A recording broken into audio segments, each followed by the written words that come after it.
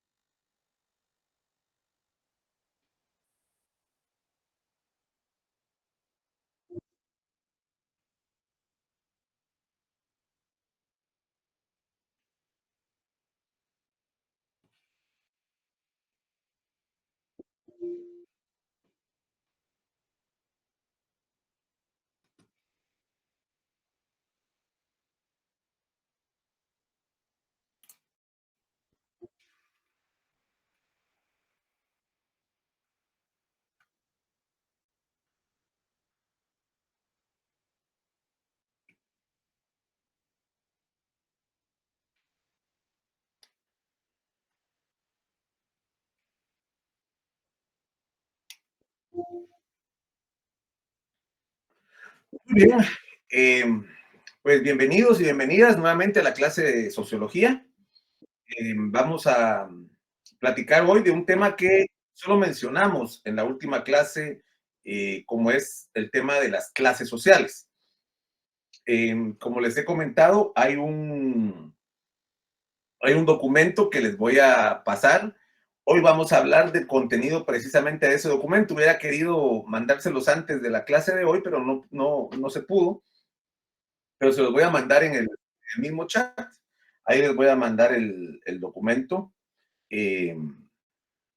para que puedan leer más a profundidad sobre este tema. Sin embargo, es bueno también que la clase sea antes para facilitar después la lectura del documento, que es un documento bastante reciente sobre este tema y vamos a empezar a explicarlo ahora. Vamos a poner la presentación para empezar a hablar de la clase. Bueno, el concepto de clases sociales, hasta donde yo creo, comienza con Marx. Él fue el primero en plantear que la sociedad está dividida en dos clases antagónicas. Antes de entrar de lleno al tema teórico sobre el tema de clases sociales, tenemos que hablar de una realidad como es la desigualdad, ¿verdad? La desigualdad es algo real, es algo palpable. Ustedes pueden ver, en algunos países es más evidente que en otros. En el caso de Guatemala es muy, dependiendo de dónde nos movemos. Dónde nos movemos podemos identificar claramente grandes espacios de pobreza y algunos pequeños lugares donde hay bastante riqueza, ¿verdad? Esto es igual en todo el mundo o en casi todo el mundo.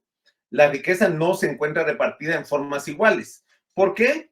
Pues porque hay personas que ya nacen, como se dice, en cuna de oro, eh, herederos de grandes fortunas, otros que por lo menos heredan algún tipo de comercio, oficina, y otros que pues no tienen mucha herencia, no, sus familias no tienen, sino que han sido trabajadores, han sido incluso profesionales, pero no tuvieron mucho dinero, entonces también tienen, no tienen tanta riqueza. Y por otro lado, gente que viene de clase trabajadora, clase proletaria, durante muchas generaciones, que han sido trabajadores de maquila, peones, albañiles, pero eso no lo digo en forma peyorativa, ni mucho menos, sino que hay que explicar el porqué de cierta desigualdad histórica, ¿verdad? Hay personas que vienen de 10, 15 generaciones seguidas de riqueza, mientras que hay otras que vienen de 50 generaciones seguidas de pobreza.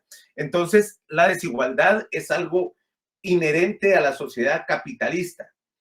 Si decimos que hay aproximadamente 7.000 millones de habitantes en todo el mundo, actualmente hay 2.043 personas aproximadamente con fortunas por encima de los $1.000 millones, ¿verdad?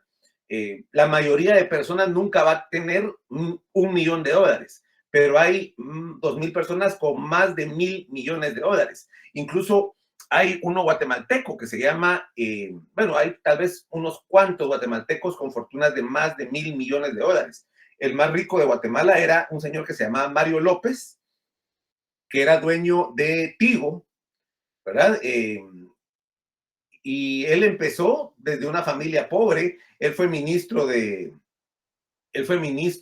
de comunicaciones, o sea, un puesto público que él utilizó para volverse supermillonario. Adquirió la empresa telefónica más grande de Guatemala y la expandió a Latinoamérica. Entonces él, por producto de sus contactos en el Estado, por productos de corrupción, fue que logró tener más de $1.000 millones.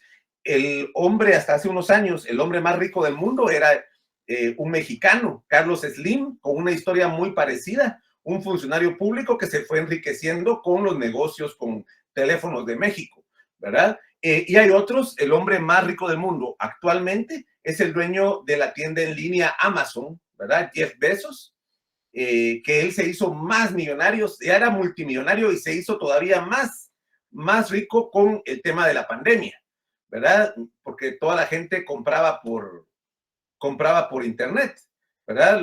La gente ya no iban a los supermercados, sino que mejor iban a internet para no contagiarse. Entonces, producto de esa situación, alguien la aprovechó.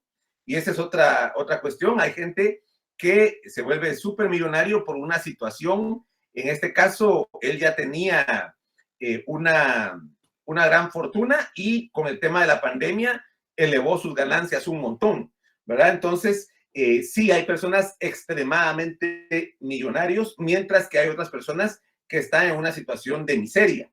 El 82% de la riqueza generada durante el último año fue a parar a manos del 1% más rico. Es decir, casi toda la riqueza que se produce va a parar a poquitas manos, mientras la riqueza del 50% más pobre no aumentó lo más mínimo, ¿verdad? Entonces vemos, por un lado, enormes fortunas y por otro lado, gente que tiene muy poco. Es decir, la desigualdad es algo real, es algo mundial, ¿verdad? Hay países menos desiguales que otros, pero siempre hay desigualdad en cualquier país, ¿verdad?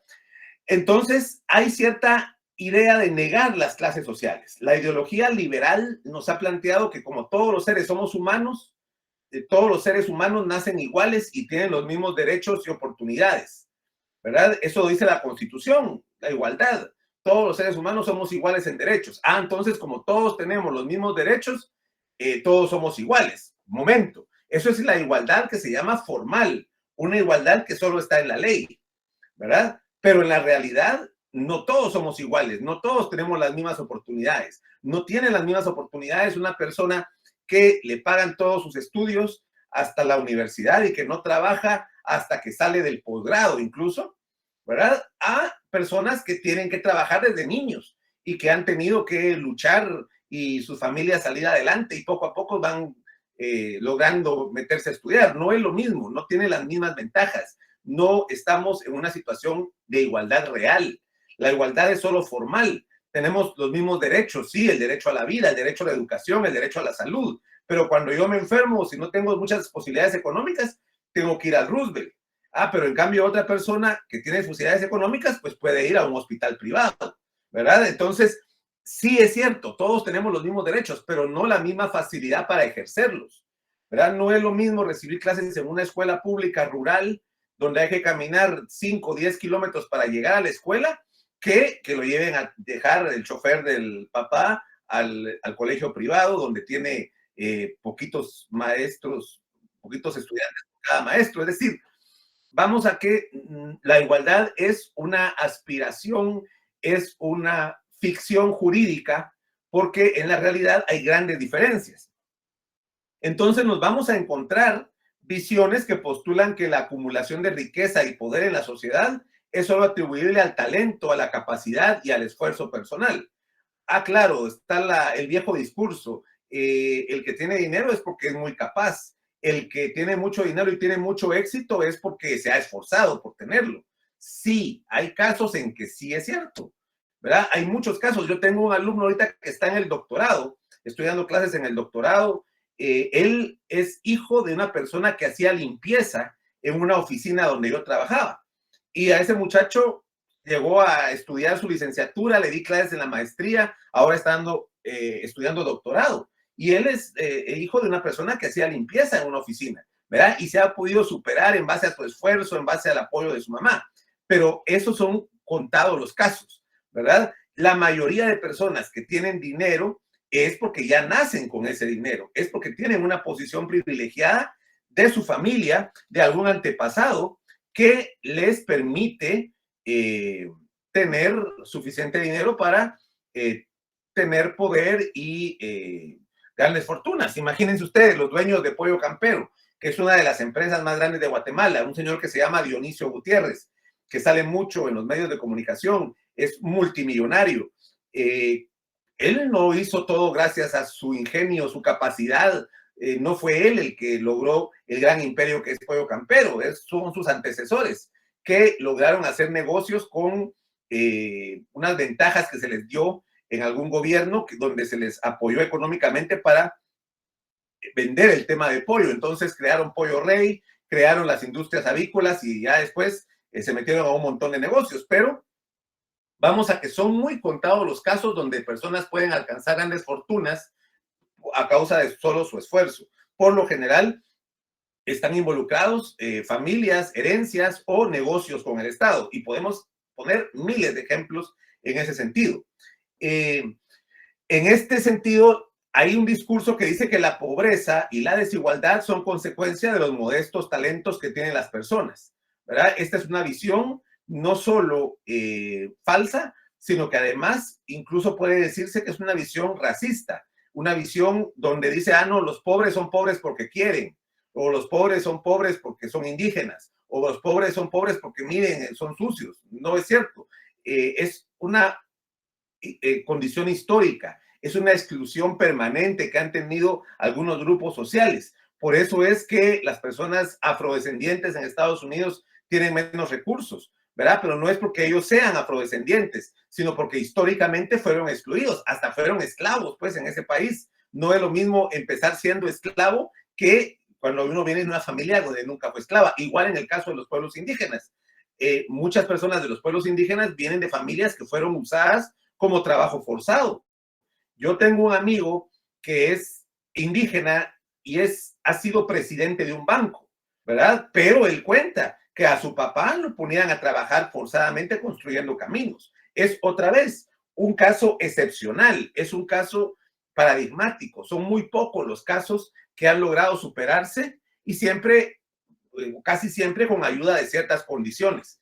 ¿verdad? Pero la mayoría de personas que vienen de una situación histórica de pobreza, de marginación, van a permanecer en esa situación porque más están pensando en resolver su situación que en superarse. Ustedes pueden ver cuántos de sus compañeros que estudiaron con ustedes educación primaria o educación secundaria lograron entrar a la universidad, quienes tuvieron que trabajar y no pueden seguir estudiando, o quienes abandonaron la escuela o el colegio aún antes, ¿verdad? Por situaciones económicas. Bueno, y ustedes llegaron a este nivel universitario, ustedes son de las clases privilegiadas en este país, ¿verdad? Pero no por eso tampoco vamos a creer que estamos igual que los de la familia Campero, que Mario López. Estas grandes diferencias se explican de alguna forma con la clase de hoy. En primer lugar, la sociedad es mucho más compleja que un simple grupo de individuos, ¿verdad? La sociedad tiene historia, la sociedad es un conjunto no solo de individuos, sino de grupos sociales que se interrelacionan entre sí. Es una red de relaciones en que la suerte social de unos tiene directa relación con la suerte social de otros, ¿verdad? Hay unos que tienen mucho dinero y se aprovechan de otros o trabajan eh, hay unos que trabajan para otros, para hacer ricos a otros, y ellos reciben una parte también que se llama salario, que ya lo vimos en la clase pasada. En el sistema capitalista van a recibir un salario. Ahora, la ganancia se va para ciertas personas y la ganancia es mucho mayor que la parte de los salarios, ¿verdad? Aunque los que trabajan son los que reciben solo el salario. Son las relaciones sociales entre los grandes conglomerados sociales los que propician la acumulación de riqueza en unos segmentos de la población y la acumulación de riqueza en otros, ¿verdad? Cómo se interrelacionan eh, políticamente, cómo se interrelacionan económicamente y cómo fluctúa también el mercado, y no solo en Guatemala, sino a nivel mundial, es parte de lo que define al final de cuentas si una persona puede caer en bancarrota porque hay una crisis mundial como fue la del coronavirus, ¿verdad? En el coronavirus muchas personas que tenían sus hoteles, sus tiendas, sus negocios, quebraron, ¿verdad? Porque ya no pudieron seguirlos manteniendo durante una pandemia global, ¿verdad? Entonces, personas que estaban en cierto nivel, muchísimo de nivel económico. ¿Por qué? Porque una situación incontrolable a nivel mundial. Entonces, no es nada más que el esfuerzo de la persona, que es el tema que venden a veces, que si usted trabaja duro y se despierta temprano, va a tener dinero, ¿no? A veces son situaciones incluso cambios sociales, cambios políticos. Todavía hay personas que se quejan de que no han recuperado lo que los afectó, los paros que hubo en enero de este año, para evitar que dieran golpe de Estado. Se recuerdan que hubo una movilización muy fuerte de personas de diversas áreas de Guatemala que taparon calles, que taparon vías principales, que estuvieron enfrente del Ministerio Público. Todavía hay personas que dicen que el encarecimiento de los productos de la canasta básica es producto de esa situación que se dio hace cuántos meses y que se perdieron las cosechas, etcétera. Entonces, hay situaciones políticas, económicas, sociales que también afectan la situación económica de una persona. No es nada más el esfuerzo personal, es lo que voy. Es cuántas relaciones tienen, de qué familia vienen, a qué se dedican sus ancestros, cómo le tocó la suerte de vivir en determinada familia, en determinado lugar, ¿verdad? Y a ciertas personas sí les es muy difícil salir de esa situación histórica, ¿verdad? El que explicó esto de una forma muy clara fue Marx, que ya hablamos de él, y también complementó a Marx Lenin, que es el que está en la figura derecha. Lenin, además de ser un teórico marxista que desarrolló muchas de las ideas de Marx, a veces también las tergiversó un poquito, ¿verdad? Porque él además fue un líder político, fue el líder de los bolcheviques que logró la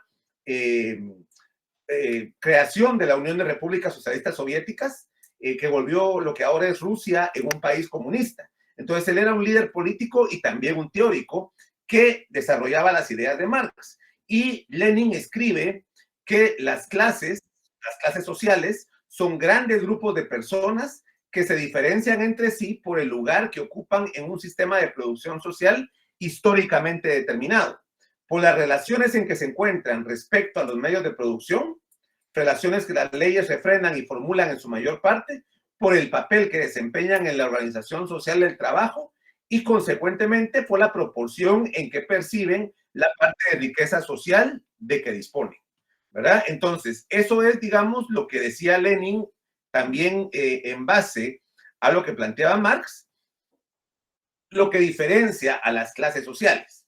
En primer lugar, el lugar que ocupan en el sistema de producción social, históricamente determinado.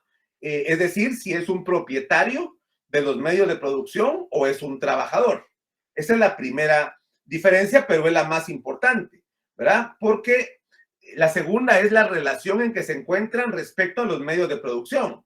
O sea, si es propietario de las fábricas o no es propietario, sino que trabaja para el dueño de la fábrica o trabaja para el dueño de la finca, ¿verdad? Eso es una situación que hace que se diferencien las personas. Por el papel que desempeñan en la organización social del trabajo, si uno es un trabajador y el otro es un dueño, empresario, que define la política de la empresa y el otro solo la lleva a cabo. Y consecuentemente por la proporción en que perciben la parte de riqueza social de que disponen. Es decir, todas las empresas producen a cambio de recibir una ganancia. Producen alimentos, producen energía, producen cualquier tema que se produzca a cambio de qué? A cambio de recibir una ganancia. Y esa ganancia, ¿quién la va a obtener? El dueño de la empresa, ¿verdad? Incluso en las redes sociales, Facebook.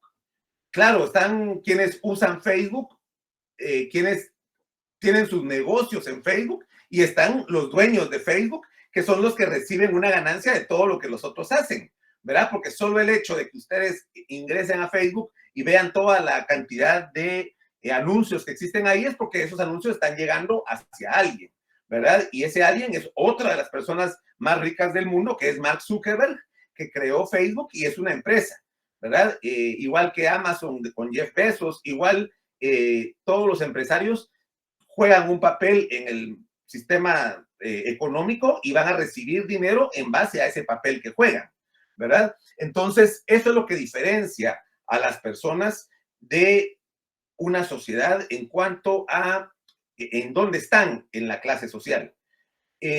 Otros autores, por ejemplo, Max Weber, que vamos a hablar de Max Weber en nuestras próximas clases, un sociólogo alemán, él dice que es cierto, existen las clases sociales, pero no solo es por el tema económico, como sí lo planteaban Marx y Lenin. Ellos, recuérdense que para ellos casi todo es económico, la base de la sociedad es económica, ¿verdad?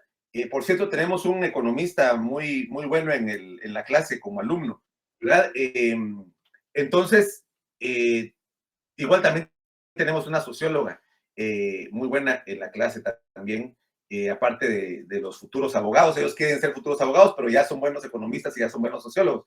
Entonces, Karl Marx y Lenin decían, las clases sociales se diferencian por el tema económico, por el lugar que ocupan en el sistema económico. Pero Max Weber dice, no solo eso, sí tiene que ver con el tema económico. Las clases sociales se definen en función del acceso desigual de recursos escasos y socialmente valorados, en especial la propiedad, la riqueza y la posición en el mercado. Pero no solo es eso, él dice también la educación juega un papel en definir cuáles son las clases sociales. Entonces, Max Weber, primero, Marx y Lenin solo tenían dos clases sociales. Para ellos solo existía propietarios y no propietarios, ¿verdad? El capitalista o de la clase burguesa y el proletario o de la clase trabajadora, porque para ellos es dueño de los medios de producción o no es dueño, ¿verdad? Recibe capital o recibe salarios. Para ellos esa era, digamos, la división social. Y recuerden que ellos escribieron hace más de 100 años, la sociedad era más sencilla en ese momento. Pero Max Weber dice, no, por lo menos dice, hay cuatro clases sociales. En primer lugar, los obreros, los trabajadores que no tienen ni propiedad ni tampoco tienen formación. Son las personas que trabajan en las fábricas, en las fincas, en las cosas de servicios, que no tienen un grado de educación, ¿verdad? No tienen un título universitario, ¿verdad? Pero tampoco tienen propiedad. Entonces ellos son la clase social más baja. La pequeña burguesía, le llama Max Weber, aquellos que son propietarios, pero no tienen formación. Los dueños de panaderías, de talleres, los carpinteros, los dueños de un negocio, de una tienda, ¿verdad? Por ejemplo, esa es la pequeña burguesía. Tienen una propiedad, puede ser que hasta tengan trabajadores a su cargo, pero ellos no tienen estudios, no tienen formación. Max Weber dice, la clase social son los técnicos, funcionarios y empleados de cuello blanco que tienen formación pero no tienen propiedad. Bueno, ahí entran todos los abogados. Todos los abogados son técnicos. Estudiamos una carrera para, en base a ese conocimiento, adquirir riqueza nosotros también, ¿verdad? No se tiene propiedad sobre los medios de producción, no tenemos fábricas, no tenemos una fuente de ingreso adicional a la profesión, ¿verdad? Entonces se tiene mucha formación, pero no se tiene propiedad. Entonces es una clase social aparte de las otras, ¿verdad? Cuando se habla de empleados de cuello blanco, se refiere a quienes usan camisa con corbata, ¿verdad? Cuello blanco. Diferente al cuello azul o blue collar, que es propio de los overoles o de los uniformes de los trabajadores, ¿verdad? Obreros, operarios.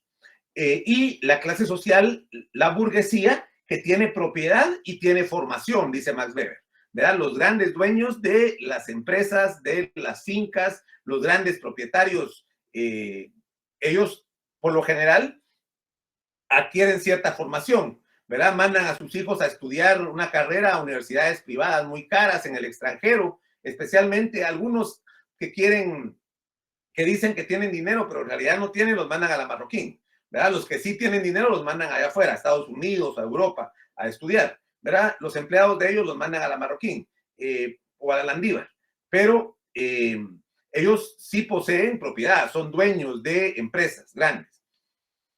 Luego, sí, hay una pregunta ahí. No. No, solo un comentario, pero también cuando están transcribiendo la llamada se activa, perdón. Sigamos entonces. Ahora, no solo vamos a ver a Max Weber, también hay otros autores, y en ese documento que les voy a compartir hay bastantes más autores, pero aquí pusimos nada más los más significativos. Eric Wright, también otro sociólogo, define las clases sociales a partir de la relación de autoridad y con las calificaciones del trabajo, además de la propiedad de los medios de producción, ¿verdad? Esto es una visión más actualizada, porque Wright es ya de este siglo. Max Weber y Marx eran del siglo pasado. Wright ya aborda la autoridad como una dimensión de las relaciones de clase en el capitalismo, dentro del cual los gerentes y supervisores son quienes ejercen el control de los medios de producción por delegación de los capitalistas. Entonces, lo que este autor dice es, miren, no solo son trabajadores y dueños, sino que en el proceso de producción aparecen otras personas intermediarias, que son los gerentes. Entonces, los gerentes no tienen propiedad, pero sí tienen poder sobre los trabajadores y sobre la empresa. Entonces, eso les permite tener un cierto margen de ganancias importante, aunque no sean los meros dueños, sí, a veces, dependiendo de qué tan grande sea la empresa, sí pueden ponerse en una clase social superior a los trabajadores, ¿verdad? Entonces, a diferencia de Marx y Lenin, que solo ponían los dueños y los trabajadores, recuérdense que las grandes empresas, los gerentes o CEOs, se llama CEOs de las grandes empresas, también son gente que gana muchísimo dinero, millones. El CEO de Marvel, el CEO de Disney, son personas que tienen muchísimo dinero, pero no son los dueños de Marvel ni son los dueños de Disney, son las personas gerentes, ¿verdad? Entonces, aquí aparece otra clase social. Y en este esquema de clases, si se dan cuenta, está la clase más alta, que es la burguesía. Ellos tienen positivo en apropiación, es decir, ellos tienen propiedad y además tienen dominación, porque ellos definen el rumbo de su empresa. Los altos gerentes pueden o no pueden tener propiedad, a veces no tienen, pero sí tienen, por lo general, dominio, ¿verdad? En cambio, los bajos supervisores, ellos no tienen propiedad casi nunca, pero sí tienen la suma es donde sí tienen y el menos es donde no tienen, sí tienen dominación, ¿verdad? Entonces, él ya incorpora a los gerentes y a los supervisores.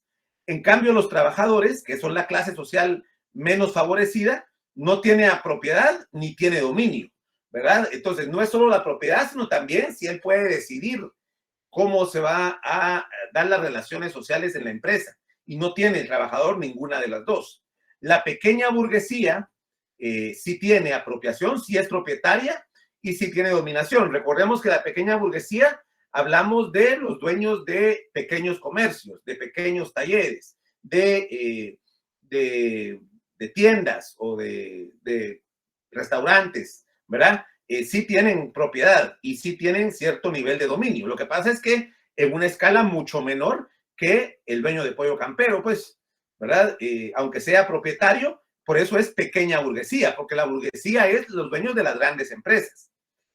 También están los empleados semiautónomos, ¿verdad? Que no tienen propiedad en ningún caso, ¿verdad? Porque son nada más contratados por ciertos momentos. Ellos también pueden tener algún nivel de dominación, ¿verdad? Y los empleados semiautónomos son los profesionales, especialmente, ¿verdad? Un abogado para una empresa, a veces sí está en relación de dependencia, a veces es el departamento jurídico de tal empresa, pero por lo general es contratado para prestar los servicios en una empresa, ¿verdad? Es un abogado que presta sus servicios autónomamente, semiautónomo, ¿verdad? No se tiene la propiedad sobre el comercio porque no es el dueño, pero sí tiene cierta autonomía de decir dónde va a ejercer su trabajo y recibe una ganancia por ello.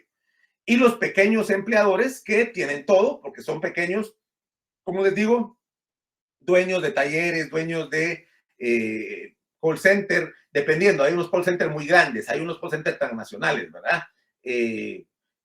No son call centers, sino tal vez repartidores, jefes de una empresa de repartidores, jefes de una empresa de taxis, por ejemplo, ¿verdad? También son pequeños empleadores.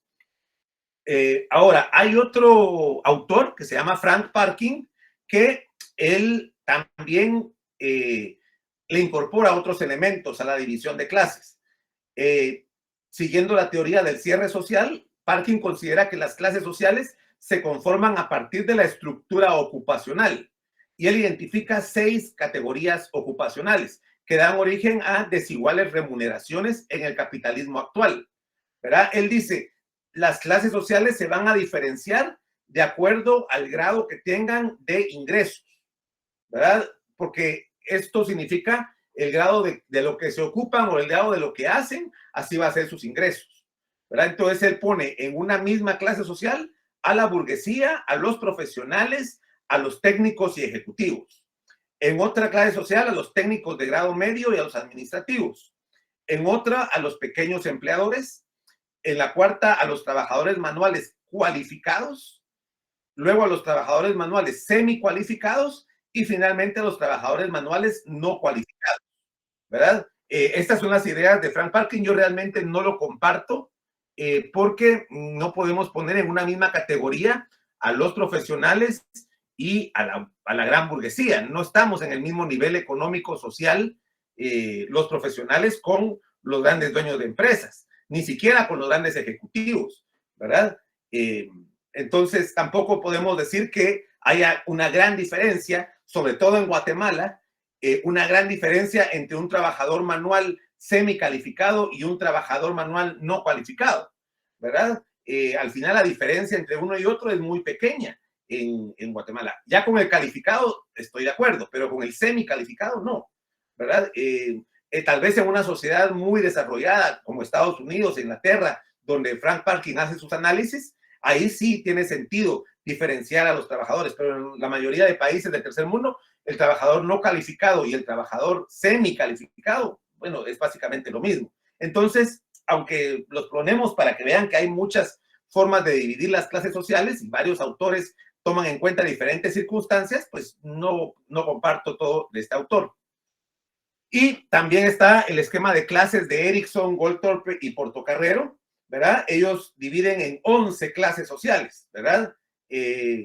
Grandes propietarios, altos directivos y profesionales, técnicos superiores y directivos intermedios, oficinistas, dependientes de comercio, pequeños empleadores, independientes sin empleados, ¿verdad? Y la clase trabajadora, que ya son los técnicos inferiores, los asalariados manuales de baja calificación, los pequeños propietarios agrícolas y los asalariados agrícolas, ¿verdad? Entonces ellos los dividen más por el tipo de servicio que prestan, ¿verdad? Entonces hay una gran cantidad de personas que dividen las clases sociales desde la sociología y mezclada también con la economía.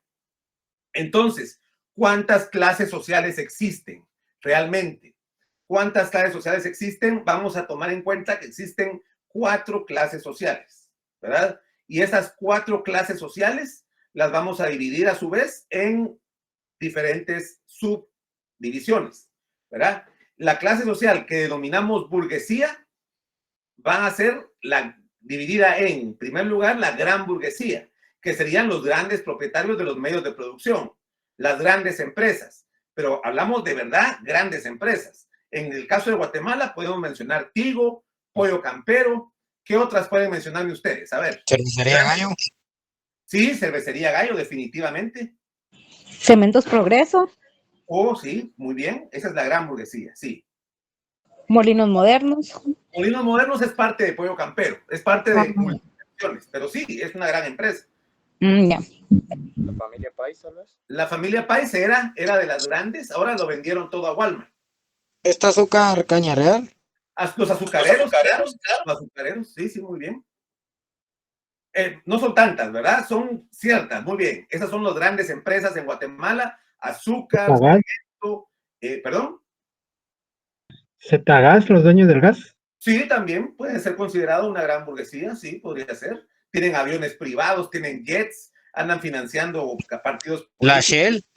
La Shell es una transnacional, ¿verdad? Igual que Walmart, son transnacionales. Son grandes empresas, sin duda, ¿verdad? Y están en Guatemala, pero son a nivel mundial, ¿verdad? Pero sí, esas son la gran burguesía. Lick, perdone, ¿y los bancos? Los bancos, fíjese que la mayoría de bancos, los dueños de los bancos son los dueños de las empresas. Entonces, por ejemplo, en el Banco Industrial hay dinero de muchas empresas grandes, de los Gutiérrez, de los Pais, de los Novela, los Torreviarte, ¿verdad? Entonces, las mismas familias tienen sus bancos. El Banco de América Central también tiene dueños. Digamos que los bancos, dependiendo del tipo de banco, en Guatemala los bancos, los dueños son las grandes empresas, que a veces necesitan liquidez, efectivo, y dónde guardar su dinero y cómo hacer transferencias internacionales. Pero los bancos, en teoría, serían gran burguesía también. Grande acumulación de medios de producción, grandes empresas. Lo que pasa es que muchas veces son en realidad empresas que vienen de otras empresas grandes. La mediana burguesía, estamos hablando de propietarios de empresas medianas. ¿Cuál pueden decir ustedes que es una empresa mediana en Guatemala? Licenciado, perdón, y eso de los cofiños, la de los cofiños, esa de carros y motos y todo eso. Bueno, esa ya tiene bastantes años. Podría ser una gran burguesía en el caso de Guatemala. Sí, podría ser una gran burguesía. Los cofiños están involucrados en muchos negocios, no solo tienen los carros. Gracias. ¿Alguien que pueda mencionar alguna mediana burguesía? Los de Pinulito. Pinulito es un buen ejemplo. Pollo Rey. Pollo Rey es los mismos dueños de Pollo Campero, los Gutiérrez. Pero Pinulito sí, es un buen ejemplo.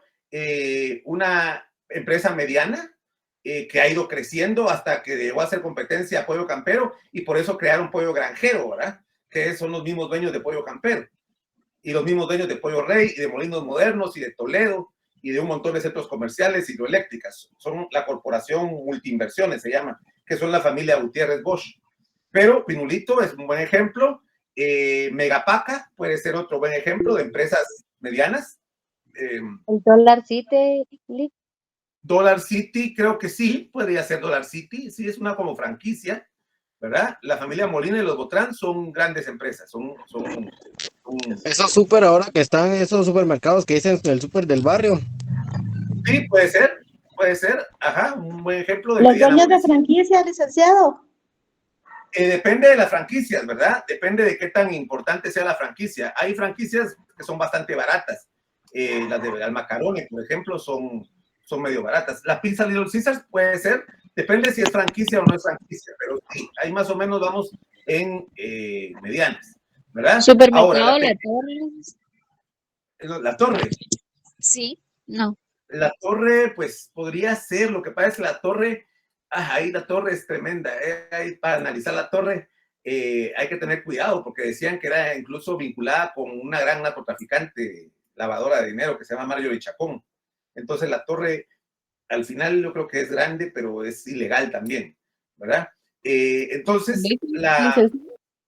¿sí? Los colegios.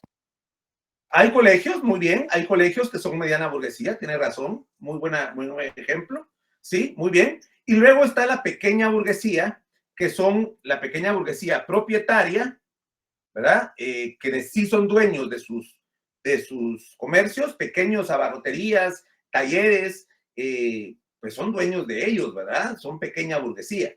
Y la pequeña burguesía no propietaria, que son los profesionales que laboran por cuenta propia, ¿verdad? Ahí van a meterse todos los profesionales liberales, médicos, salvo que ellos sean los dueños de los hospitales, que también hay, ¿verdad? Pero la mayoría de médicos que tienen su consultorio, los dentistas, los abogados, ¿verdad? Que tienen también su bufete.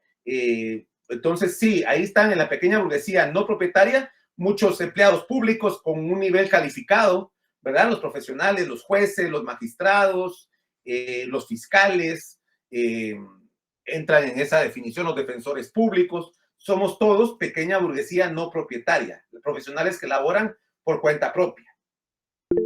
Y la segunda clase social es el proletario, el trabajador, el que percibe un salario, ya sea de la gran burguesía, de la mediana burguesía o de la pequeña burguesía, no importa. Si recibe un salario, puede ser un proletario, ¿verdad? A menos que sea un gerente o un supervisor alto de una empresa. Entonces ya entra dentro de la pequeña burguesía, ¿verdad? ¿El Liceo Javier? ¿Sí? ¿El Liceo Javier? El Liceo Javier es una empresa mediana, sí, es una empresa mediana. Aunque sí han tenido muchos presidentes, han estudiado ahí, incluyendo el actual presidente y el anterior también, pero sí es una empresa mediana. Luego el proletario es el trabajador, dijimos, ¿verdad? Siempre y cuando no sea gerente o alto directivo. Los terratenientes, que son los dueños de los ingenios, de las grandes plantaciones de café, de azúcar, de algodón, de banano, ¿verdad? Esos son terratenientes, son los dueños de grandes empresas. Por ejemplo, aquí tenemos un ingenio azucarero, ¿verdad? Este es un ejemplo de los terratenientes. Y luego los campesinos, ¿por qué son aparte de los proletarios? Porque a veces los campesinos trabajan para los terratenientes, pero a veces los campesinos también son dueños de su propia tierra. Pequeñas parcelas de las cuales venden el producto, se asocian con otros campesinos y terminan vendiendo productos en la terminal, por ejemplo, o lo usan para su subsistencia, pero es otra clase social, es diferente al proletario. El proletario es el que trabaja en las fábricas, en las maquilas, en los call centers. Todos ellos son proletarios, son trabajadores, asalariados. Los campesinos a veces no son siempre asalariados, también pueden ser propietarios de su propia parcela, ¿verdad? Entonces también por eso se diferencian. Y ¿por qué es importante esto para nuestra clase? Porque nuestra clase es relacionada con el análisis de la sociedad y la sociedad no está unificada, la sociedad no es igual, la sociedad está estratificada, hay diferentes grupos sociales y no vamos a trabajar para todos los grupos sociales como abogados, ¿verdad? Algunos abogados se dedicarán a trabajar para la gran burguesía, para ser trabajadores, o sea, abogados de grandes empresas van a ganar mucho más que aquel que decía ser abogado de laboralista y trabajar para los trabajadores o los sindicatos, ¿verdad? Aunque el abogado vaya a trabajar todos los sectores sociales, pero se va a relacionar más con unos que con otros, ¿verdad? Y va a estar más de un lado o de otro, dependiendo de a qué se dedique, ¿verdad? Abogados corporativos, hacer grandes negocios de de arbitraje, por ejemplo, entre grandes empresas, o un abogado que va a resolver problemas familiares entre la mediana burguesía. Es diferente también la función que cumple el abogado en cada una de esas clases sociales. Entonces, por el lugar que ocupan en un sistema de producción social, cuando un sector social se apropia de la riqueza producida por otro sector, se llevan a cabo relaciones de explotación y dominación. Explotador, explotado. Dominadores, dominados, ¿verdad? Y en la sociedad capitalista, la burguesía, o sea, el empresario, se apropia del trabajo del proletario, o sea, del trabajador, ¿verdad? Uno diría, bueno, es un intercambio. El empresario pone su empresa, se arriesga contratando gente y el trabajador, pues, trabaja y recibe un salario. Para algunas personas esto sería algo justo, pero desde un análisis de relaciones de producción, hay una persona que domina y una persona que es dominada. La persona que domina es la dueña del lugar de trabajo y la dominada es la persona que va a recibir órdenes de ella. Desde ese punto de vista, así se diferencian. Por las relaciones en que se encuentran respecto a los medios de producción, ya lo hablamos, el proletario no es propietario de los medios de producción, el pequeño burgués puede ser propietario o no propietario, el campesino puede ser propietario o no propietario, la burguesía sí es propietaria y los terratenientes sí son propietarios, ¿verdad? Por el modo que perciben la riqueza, pues el proletario percibe su salario, la pequeña burguesía recibe un salario o puede ser también una transacción mercantil simple, una ganancia, cuando estamos hablando de pequeña burguesía que es dueño de comercios, ¿verdad? Ellos reciben lo que reciben de ganancia en sus empresas, en sus pequeños comercios. Si es el campesinado, también recibe ganancia por sus productos que vende. Si es la burguesía, recibe la plusvalía, o sea, la ganancia, el capital. Y los terratenientes pueden recibir la plusvalía, la ganancia, o pueden recibir también renta cuando le rentan a los pequeños campesinos, ¿verdad? Entonces, dependiendo, aquí es cada una de las clases, analizándolas desde el modo en que perciben la riqueza social. Antes hablábamos de respecto a los medios de producción y antes de acuerdo al sistema de producción social, ¿verdad? Por el lugar que ocupan en la organización social del trabajo, el proletario no tiene control sobre los medios de producción, la pequeña burguesía a veces tiene control, a veces no, el campesinado tiene control, la burguesía tiene control de los medios de producción y los terratenientes también tienen control sobre los medios de producción. ¿Qué es la diferencia entre control y propiedad? En realidad, los que tienen propiedad por lo general tienen control, pero más o menos control es en la toma de decisiones, ¿verdad? En una empresa. Por su lugar en la organización social, podemos ver que el proletario es dominado en la organización social, la pequeña burguesía puede ser dominado o puede ser dominante. ¿Cuándo es dominado la pequeña burguesía? Los gerentes o los supervisores, ¿verdad? El campesinado es dominado, mientras que en la organización social los dominantes son la burguesía y los terratenientes. Sobre todo en Guatemala, donde las clases sociales terratenientes y grandes propietarios forman parte de la cúpula empresarial, que es el CACIF, el Comité de Asociaciones Comerciales, Industriales, Agrícolas de Guatemala. El CACIF está metido en un montón de espacios de decisión, en la Junta Monetaria, en los puestos directivos de muchas instituciones del Estado. El CACIF tiene una relación de dominación no solo respecto a sus trabajadores, sino también respecto a la sociedad. Financian partidos políticos para que aprueben o no aprueben las leyes que no quieren, ¿verdad? Tienen una situación realmente de poder.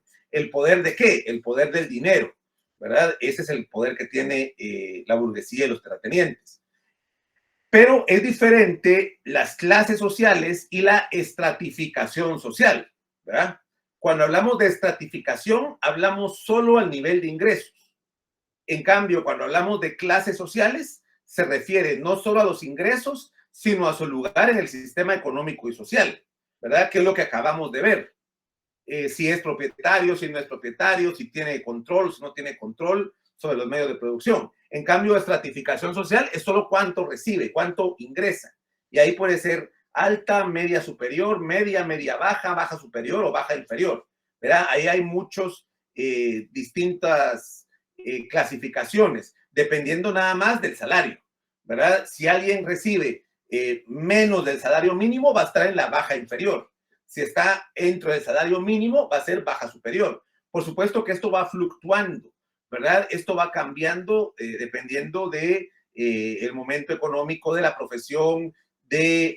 Aquí sí hay diferencias. Uno puede ser abogado y puede estar en la media superior o puede estar en la media baja, dependiendo ahí sí de los contactos, de en qué bufete trabaja, de a qué se dedica, ¿verdad? Porque aquí no estamos hablando de clase social. El abogado siempre va a ser pequeño burgués, pero en la estratificación social puede llegar a ser incluso alto si recibe mucho dinero por sus servicios, o puede ser incluso media baja, ¿verdad? Si recibe poco dinero. Hay muchos abogados que están recibiendo 6,000, 8,000 quetzales en una oficina pública o privada, ya graduados de abogados, ¿verdad? Entonces, y eso, 8,000, 10,000 quetzales, es una clase media o clase media baja, ¿verdad? Ahí en ese sentido, no clase, sí, perdón, sino en la estratificación social, perdón, pero son diferentes, no hay que confundir cuánto dinero se gana y qué lugar tiene en la clase social, ¿verdad? Y luego hay otra cosa que no tenemos que confundir, que son los estamentos sociales. Los estamentos son agrupamientos sociales de naturaleza distinta a las clases sociales que por su organización o cohesión pueden reclamar conductas sociales específicas, códigos de conducta. Ahí estamos hablando de los gremios, de las profesiones, ¿verdad? El gremio de abogados es un estamento y hay cierto código de conducta para los abogados, hay cierta forma de organización. Hace poco fuimos a votar para elegir comisiones de postulación, que ya vamos a hablar de las comisiones de postulación que son. La iglesia es otro estamento social, el ejército es otro estamento social, ¿verdad? Pero son agrupaciones cerradas, por lo general tienen sus propios códigos de conducta. No hay que confundirlos tampoco con clases sociales, ¿verdad? Entonces, eso sería el tema de las clases sociales. ¿Alguna duda o comentario sobre esto que hemos visto hoy?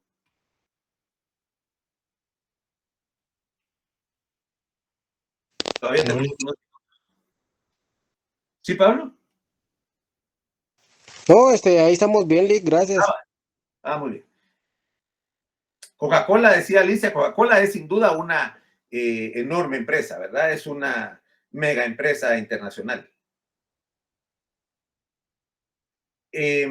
Como les digo, Perdone, y si comparáramos, por ejemplo, nosotros conocemos la élite guatemalteca, pero si la comparamos mundialmente, ¿cómo quedaría nuestra, ¿cómo se dice? Estratificación en Guatemala si lo miramos como un todo mundial? Bueno, como un todo mundial, los más millonarios en Guatemala no se comparan con los multimillonarios internacionales, salvo muy pocos casos, ¿verdad? Recuerden que Guatemala es un país muy pequeño en relación al comercio mundial internacional. Hay algunos empresarios muy específicos que han logrado tener muchas empresas, no solo en Guatemala, sino en otros países. Por ejemplo, la familia Gutiérrez Bosch, multiinversiones. Ustedes van a encontrar pollo campero en varias partes de Estados Unidos, van a encontrar en España, van a encontrar en El Salvador, van a encontrar en muchos países. Se han metido también ellos a invertir en otros países, tienen mucho dinero en España, tienen mucho dinero en Estados Unidos. Esta persona que les digo, Mario López, es dueño de la mayoría de teléfonos de Ecuador, por ejemplo. Entonces, hay muy pocos los que han crecido a nivel regional o internacional, ¿verdad? Son muy contados, muy contados. Las grandes empresas de Estados Unidos son las más grandes empresas del mundo. General Motors, los que hacen todos los carros.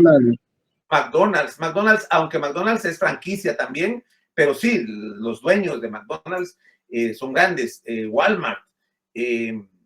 Entonces, hay mucho, Coca-Cola, hay muchos ejemplos a nivel internacional que son mega empresas, pero tampoco son propietarias, la mayoría de ellas, de una sola persona, sino que son sociedades anónimas donde los empresarios son bastante los dueños. Aunque tengan pocas acciones, son parte de una gran empresa, entonces eso los hace multimillonarios también, ¿verdad? Pero sí, a nivel internacional hay enormes empresarios que tienen miles y miles de dólares. miles de millones. Muy bien. ¿Alguien más que tiene alguna duda o comentario? La iglesia no debería estar presente en las decisiones políticas, dice Emery, totalmente de acuerdo, ¿verdad? Totalmente de acuerdo. En la mayoría de países desarrollados no deben estar las iglesias metidas en decisiones políticas. Tampoco los empresarios. Si queremos hacer de verdad real eso de la igualdad formal, entonces los empresarios no deberían tener poder político, ¿verdad? Ellos tienen poder económico, pero no deberían tener injerencia en las instituciones públicas. ¿Sí, Rocío? ¿Y la realeza entraría en todo esto? La realeza. Como, estamos hablando como a nivel mundial.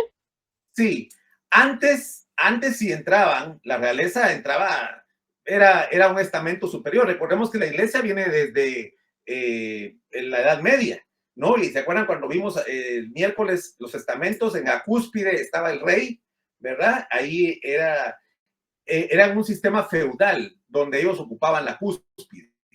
En un sistema capitalista, la realeza en todos los países donde existe todavía realeza son ornamentales, son puestos simbólicos. Poder no tienen y dinero pues lo reciben del Estado.